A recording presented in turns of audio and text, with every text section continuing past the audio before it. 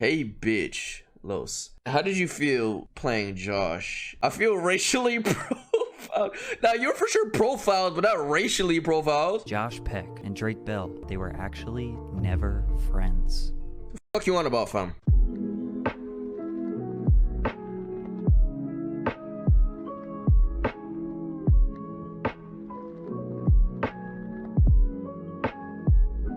People fall in love with their first image of you. We all fell in love with two best friends. Josh Peck, a chubby but lovable outsider from New York, and Drake Bell, a good-looking guitar player from California. The two teens couldn't be more opposite, but their chemistry together was infectious. While we fondly think of the brotherly love they displayed on television, the dark reality exposed by Josh Peck recently is that they were actually never friends. What the fuck you on about, fam?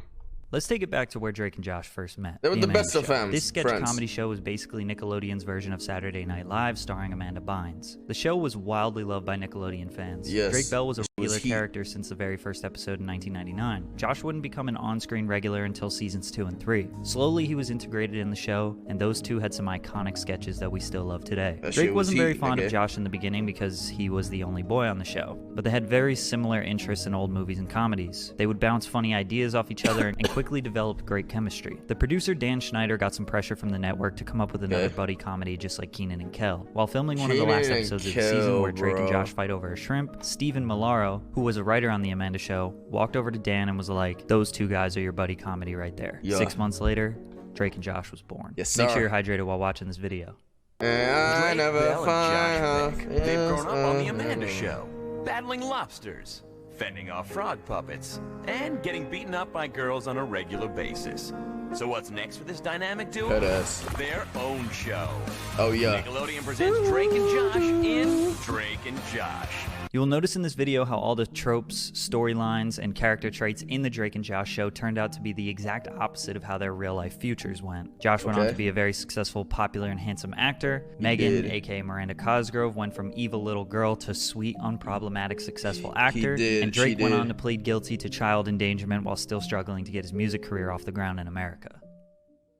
Drake Parker and Josh Nichols were two brothers bound by their parents' marriage, forced to live in the same house, go to the same school, hang out with the same friends while having totally opposite personalities. Josh was the hefty, emotional dork, while Drake was a smooth-talking ladies' man who led a rock band. The first season was a little more typical to any sitcom, coming up with catchphrases and basic plot lines. Luckily, the show got much better after season 1. They consistently got themselves in ridiculous situations and had to either work together or against each other to get out of them, like when they came up with a master plan to Gary Coleman girls, which got them in jail, versus when they were fighting each other over a foam finger. In the beginning, it was I remember that foam finger episode, bro. Very common that Josh... No other episode, remember the lizard pee run or the iguana pee with the foot or some shit? Remember that shit? I mean, it's very easy to pick on the overweight iguana goofy kid. Drake, on the other hand, would often be the bad guy. He was lazy, rude, and self-centered. He wouldn't stand up for his brother Josh. He would hang out with girls and friends without him, and basically had a hard time accepting Josh as his brother. As the seasons went on, the audience loved them both. Remember the Por Favor episode too? Hey, bitch. Los. I'm watching a video and you're featured a few times in it. You feel me? How did you feel playing Josh in Drake and Josh? How do you feel being Josh's stunt double? Funny that you joined at this crazy time. If you think about Drake is the average YRG member. Good with bitches, athletic body, social skills. Most of us are great at guitar like our master. Just the whole line. Overall, Master is crazy. Master is crazy, but Master is crazy, but am I your master? For his brother Josh, he would hang out with girls and friends without him, and basically had a hard time accepting Josh as his brother. As the seasons went on, the audience loved them both. Josh was not a punching bag anymore. Not gonna lie, that's gotta be racist. No, bro, because I could have just said, you know, Drake, but nah, you're not Drake. I feel racially profiled. Now, you're for sure profiled, but not racially profiled. A profile did go on, but not racially one, you know? Brother who was there for Drake no matter what. Plus, he had lost a lot of weight by the last season, so the fat jokes didn't really work anymore. Drake warmed up to Josh. His character remained the inconsiderate troublemaker, but now Josh was having more luck with girls. He was less nerdy and became more competitive with Drake. Ultimately, at the end of every episode, they resolved their differences and concluded with a happy moment. These two just... If he was Asian, would you say that me? Exactly. So, no, but yeah, you're not Asian, you know? You're not Asian, so why would I do that? You're not Asian. Why would I say a white man is Asian? You know, that's not racist. Like, there's a white dude, you're not gonna say I look like some white guy, right? That's not racist. Wow. Shut the fuck up, nigga. Just understood each other when it came to performing. Drake and Josh were the new age Bob Hope and Bing Crosby, Abbott and Costello, Martin and Lewis, Cheech and Chong, Keenan and Kel. They were so good it made us all believe that they were best friends beyond the screen. I don't know what all them old shows that was not the case. Off the show, their lives were pretty normal in the sense that they weren't these mega famous celebrities ducking paparazzi everywhere they go. Plus, remember their target audience was 9 to 15. I thought it was Davis, bro. Year-olds who had no way of showing Drake and Josh how much they loved the show. A lot of us forget that in 2005 there was barely any social media, no smartphones, no YouTube, no live streams, just no watching TV. Accounts. I knew all the scheduled programming, what time certain shows would come on a certain day, what time Ben 10 was coming on, what time Avatar was coming on, what time Dragon Ball Z and Toonami was coming on. I remembered all the schedules, bro. You feel me? And I'd always just flip through Cartoon Network, Nickelodeon, Disney Channel. When I'm feeling a little frisky, I go on the other channels like FX and all them other shits. You feel me? To 9 to 5 while other kids went to school and they went home to their family. What was your Nickelodeon, Disney Channel, Cartoon Network channels, bro? When I was legit in Broward, it was like, for a minute, it was like 50 was Nickelodeon, 51 was Disney, 52 was Cartoon Network. And then it changed from like in the 60s, like 64 or something, like 60 something for a little bit when I went to like DirecTV. 45, 46, 47. 45, 46, 47 was like FX, TNT, and other shit for me. Lost your just mad cause. 65, 66, 68. Good with the bitches and you are Josh, a fat slob that lost weight and looks sexy now, lol.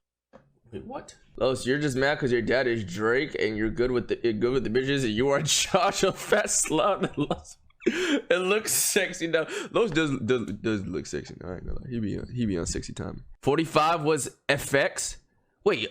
You from over here? Families every day just like anyone else. These two just did what most normal teens do. Go to parties, hang out with girls, maybe get in some trouble. Well, at least Drake did. Josh wasn't partying much. Josh was actually going through some really tough times. Josh Peck was raised by a single mother. He actually never met his father. He was always interested in being an entertainer, doing stand-up comedy at the age of 9 years old because anything athletic was definitely out of the question. However, he always wanted to fit in. Being an outsider wasn't this cool, interesting thing for kids in the late 90s. Think about popular films and shows glamorizing high school life. You had the jocks, the hot girls, the nerds. Kids like Josh Peck were hoping that they would be a part of the popular crowd and get invited to the parties when high school came. But we all know he wasn't. Drake was very similar to the character he portrayed on the show. A slick Cali bro who had girlfriends and went to parties as a teen. So them being very different worked on the show, but wasn't very practical in real life. I think they mentioned having sleepovers when they were casted on the Amanda show, but as they got older, they didn't hang out in their personal lives. Josh was sick and tired of being this version of himself he hated. It wasn't all vanity though. He knew he would keep getting casted as a fat funny guy for the rest of his career if he didn't make a change. He wanted to have a successful acting career, so that also inspired the weight loss which we witnessed on TV. As he started to lose weight, he was finally as he just got older and older, it kind of just like went with it. Like he just kind of lost fat, bro. Fit in with the normal kids. So Josh started to do what normal kids do. And suddenly I'm like, now look. I didn't hate it though. Like the show was still good as he was losing weight and shit. It was still good to me when I was watching it. Like a normal kid and a normal teen,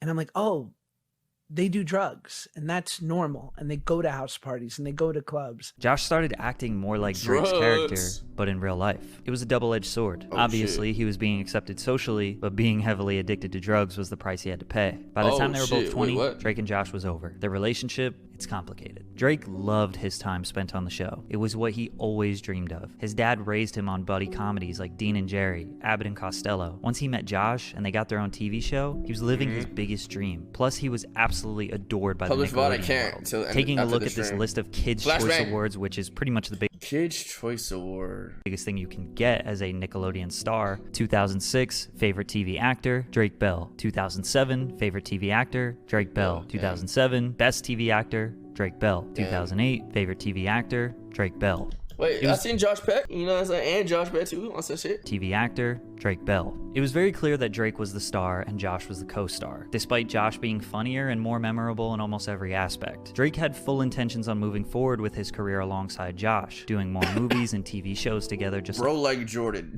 Yo, comedy duos he idolized. Josh had other plans. Drake was never aware of what Josh was going through behind the scenes. Josh wanted to move on from the show. He was known as the fat funny punching bag who brought way more comedic value to the scene. When we watch these old episodes, we feel happy. Josh sees an underappreciated, depressed, overweight, and insecure child hiding his true feelings from everyone. My man's looked kind of, you feel me? He's trying to find himself in this pit right here. That's So he took his own route. Immediately after Nickelodeon, he got a voice acting role as Eddie in Ice Age, got to star in the film The Whackness, which premiered at the Sundance Film Festival and was critically acclaimed. He basically stayed busy every single year since then, having a film or TV role, including the Fox sitcom Grandfathered, where he was a star alongside John Stamos. He became one of the most popular creators on Vine, which is where he was like around the Vine time, he was popping, boy. That nigga was popping around Vine time. And like, wasn't he really like in David Dobrik vids and shit? To meet David Dobrik, the Paul Brothers, the Vlog Squad, and become a popular influencer on YouTube with millions of subscribers. Drake hung around Nickelodeon a little longer. He did star in a terrible Superbad remake movie called College. Yeah, that's another. You gotta learn. You have to be able to gauge when stuff is getting, you know, played out. What the fuck? What do you mean? What the fuck is this? College. Hung around Nickelodeon a little longer. He did star in like you feel me? Like, you gotta learn to like get the fuck up on out of there when you see, hey, you had your time, it was popping while it lasted, now it's time to move into a different direction. Nigga stayed in Nickelodeon, that's tough. Terrible Superbad remake movie called College, as well as a poorly received spoof comedy superhero movie. After that, for the next decade, a few small roles in a bunch of random movies that you never heard of. His career stayed alive because of consistent TV work given to him on Nickelodeon. He did tons of different voice acting roles and one-off shows throughout the years. His music career is actually very interesting. Disney knew how to set up their actors' music careers, whereas all Nickelodeon music careers struggled. Drake has no gold or platinum records in America despite releasing music consistently for the past 17 years. However, in Mexico and various Spanish-speaking countries, Drake Bell, aka Drake Campana, is a huge star. He's had multiple high-charting Billboard singles and albums in Mexico. In some of these countries, he does shows for thousands of people. He speaks Spanish, releases all his new music in Spanish, provides Spanish subtitles with everything he does. I'm not really sure how that all happened, but it's been very fruitful for him. In 2014, he filed for bankruptcy, owing over $500,000 in taxes. In 2016, he was arrested for— I would have seen this number, like, just as a viewer and watch this shit, but like, Jesus Christ. I see this number, and I was like, okay, it's bad, bro. It's bad, bro. It's bad, bro. I rest on my head, bro. I rest on my head, bro. I rest on my head, $500,000 in taxes. In 2016, he was arrested for his second driving under the influence charge. He served 1 day in jail and 4 years probation. When you're not invited to the wedding, the message is clear. I remember this little thing that was going on. Message is loud and clear. Ties are officially cut. I'll miss you, brother. Summer of 2017, Josh got married. Crying about how much you got to pay taxes is not a flex, bro. I'm telling you, it's not a flex. To his longtime girlfriend Paige, and Drake was not invited. The great fallout of Drake and Josh was the new viral gossip. I remember this tweet, bro. Was loving it. It seemed like just yesterday they were roommates playing ping pong and working at the movie theater. We thought Drake would be the best man. Turns out he didn't even know about the wedding. The story blew up bigger than Drake could imagine. Thankfully, a couple months later, they made up and did some YouTube content together. Back together again. We're all good. Then they both spent the next year or so doing press for other projects, and people just kept asking about the marriage incident. They had already back together again. That looks so fucking that looks so fucking cat, bro. And did some YouTube this looks so bad, like so like stiff, so like not authentic. Together. Back together again. We're all good. Then they both we're all good. Yeah, no, you're not, bro. Spent the next year or so doing press for other projects, and people just kept asking about the marriage incident. They had already publicly made up, but I guess interviewers wanted the drama. In 2018 and 2019, they made a number of different content pieces together, and it really seemed like their relationship was as good as it can get. Guys, we're together. What else do you want? What's happening, everybody? In 2019, Josh came up with the idea to do a reboot of their classic show. The name of the reboot, Josh and Drake. When he reached out to Drake to read the script, things got weird. The idea was that Drake was going to be a failed musician and Josh was a successful real estate agent.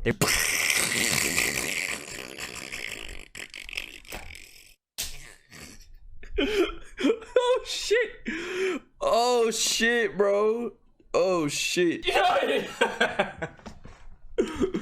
Bro, look, Drake, I understand. Nah, I ain't trying to do that, like pride and all that. But it's just, feel me? It's just acting. It's acting. I don't even know if he reacted bad to that. I know off the rip it's gonna sound bad, but you know, it's just acting, dog. And if they made it like a real like drama, like no more this kiddie Nickelodeon, like a real drama, like Netflix or some shit, or like how they doing the reboot of Bel Air, that shit could have hit, bro. I'm telling you, that shit could have hit like a real good show. It could have hit, but I bet you probably got like emotional or some shit, bro. The idea was that Drake was going. It's too realistic though. That's true, but they could have probably. Let's see what he says, bro. Let's see what he says. Drake has tattoos. Duke has tattoos. Josh has no tattoos. Yo, shut the fuck up, nigga. Like, what? To be a failed musician, and Josh was a successful real estate agent. They were basically parodying Drake's real life as a musician in Mexico, while Josh's character was a totally made-up life. Maybe they were trying to get back at Drake because his character was originally the cool guy and Josh was the loser. The opening line in the very first episode was supposed to be, "Hug yourself, kid," instead of their trademark saying, "Hug me, brother," which would have just been a slap in the face to the fandom. Then it transitions to Drake in Mexico performing at a quinceañera for the daughter of a drug cartel leader, where they're all drinking and Bro, they doing it in Mexico too. Okay, yeah, it is kind of a slap in the face. They could have. Okay, it is a little too close to home. It's a little too realistic. Like, that's actually kind of fucked up, gang. Yeah, okay. That's kind of fucked up. That's kind of fucked up. It is okay. I can see where it's kind of like, yo, what the fuck? That's kind of fucked up. L script. L script. They could have did something completely different. Had nothing to do with his real life. Like something, I don't know, like just something. Like, yes, it would be cool to see them flip the switch, see Josh on top and Drake, you know, trying to get back or at the bottom, but not like so close to home, bro. Musician, Mexico, drug cartel, like what the fuck, bro? Doing hard drugs, which leads to a gunfight, and then they don't want to give Drake his money, which is all a super stereotypical way that Americans convey Mexican culture in Hollywood. Drake didn't want to do the Drake and Josh reboot without making some creative changes. Okay, creative changes, okay, nice. Because he didn't want to disrespect his Mexican fans. Nothing wrong with that, IMO. You see anything wrong with that? Nothing wrong with that. He didn't get up crazy emotional from what I see so far. It's just like, yo, like, I don't know. Like, this is W, you feel me? This is nice. Josh wouldn't let Drake make those creative changes, and shortly after that, Drake started getting into his legal trouble. In 2020, Drake... Oh, fuck. Bro wanted Drake to RP his real life. Free bread when that nigga Drake been doing that.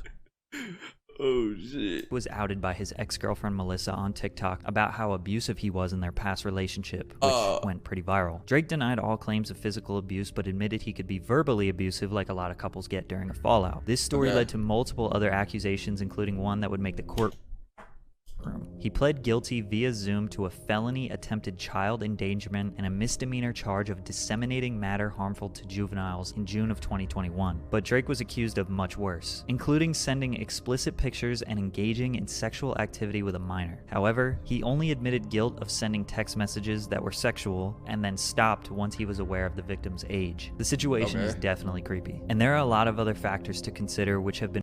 I remember hearing about the giving out whatever the drinks. I remember he didn't know the ages of these jits at the whatever function that was going on, and they got alcohol. And with this thing, I heard about this thing too. He was texting some bitch and then he found out her age and he was like, what the fuck? I remember that shit. Drake 445. I remember hearing about that briefly, but I was like, yo, all these fucking old childhood shits, life just go to shit, bro. Like, what the fuck is that? Like, what is even happening? So he stopped, so he stopped messaging that bitch. Been broken down extensively on YouTube, but the internet is not convinced that Drake is innocent of the harsher things he was accused of. His social reputation has obviously... Oh yeah, as soon as you get accused, bro. As soon as you get accused for something, you're done. You're done, bro. Like, that's it. You're done, bro. Drake is an EDP 445. Wow. You're done, bro. Just so wow. You're done, dog. You're done, bro. Been ruined because of this, which leads us to today. Josh Peck recently made some big claims on a podcast that he and Drake were never friends. Are you guys like not friends? Not really, no. He told a number of different lies on these podcasts that are starting to make fans question everything. I knew that Drake and I didn't stay in touch for the 10 years since we had made the show. But no one needed to know that. Here they are in 2012 at what appears to be a house party. Here they are spending Christmas together in 2013. Here are multiple instances of them hanging out in 2014. In 2015, they had Drake come on Josh's show, Grandfathered. I think it's just an opportunity for Drake and I to be working together again, and obviously we love each other. Plus, Drake says that they talked when Josh announced that he was engaged. To suggest that they at least didn't stay in touch is wild. He was surprised he wasn't invited then? If he's going bananas on you? He's surprised, but then he takes to the internet and he starts writing these tweets that immediately like catch fire. And so then he like leans in and goes on this press tour of I ain't gonna lie, yeah, that's L-Mans, bro. About how heartbroken he is. Drake tweeted two things and the internet dragged them out. Plus, there was no press tour. Then 2 months after that, they made up publicly and made some YouTube content together. Josh, Josh, what's up, bro? Now Nickelodeon and Disney be messing with these kids' heads. WTF going on in Hollywood? After they made up publicly, Drake and Josh throughout the next year would talk about the marriage incident in various interviews. Yeah. So I think Josh is just remembering things incorrectly. I was at the Video Music Awards and I see him there and he sees me. And I go up to him, like, and this might be the most Sopranos thing I've ever done. And I look at him and I go apologize to my wife right now. Josh literally filmed himself walking up to Drake. Does this look like how a gangster moves? And is that the last communication? Yo, what the fuck going on, bro? Damn, people with the name Josh just like to lie. Am I right? Lie? Lie? Lie? Am I gay? Nah, Josh, what are you doing, bruh? Typical Josh shit. I ain't gonna lie, y'all on Josh dick right now. Y'all on Josh name dick right now, bro. I ain't gonna care. Walking up to Drake. Does this look like how a gangster moves? And is that the last communication? Pretty much. The VMAs was in August of 2017. Since his name is Josh, I'm not surprised. Bro. Since then, they have filmed multiple YouTube videos together, worked on a Drake and Josh reboot, and I can only imagine they spend time together in their personal lives as well. That is not even close to the last time. Why did he cap out like that? Why is he capped out? Moral of the story, never trust a nigga named Josh. Yo, what the fuck? Why y'all on... Can y'all chill? Can we watch the video? Do you need me to take my pants off so you can sit... Here, my pants are off. Suck my shit. Suck it. Suck it. Why did I really just take my shit? What?